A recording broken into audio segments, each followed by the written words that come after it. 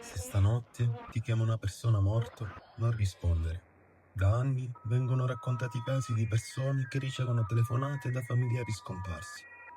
Il telefono squilla, sullo schermo compare un numero che conoscono perfettamente, anche se dovrebbe essere disattivato da mesi. Quando rispondono, dall'altra parte non c'è subito una voce. Si sentono frusci, respiri lontani, poi qualcuno pronuncia lentamente il loro nome. In alcuni casi la voce dice soltanto «Sto bene, non preoccuparti» e subito dopo la chiamata si interrompe. Ma la parte più inquietante arriva quando controllano il telefono. La telefonata non appare nel registro delle chiamate e il cellulare appartenuto al defunto è ancora spento, chiuso dentro un cassetto. Alcuni credono che queste chiamate siano soltanto un ultimo saluto, altri pensano che chi telefona non sia davvero la persona che dici di essere. Tu risponderesti?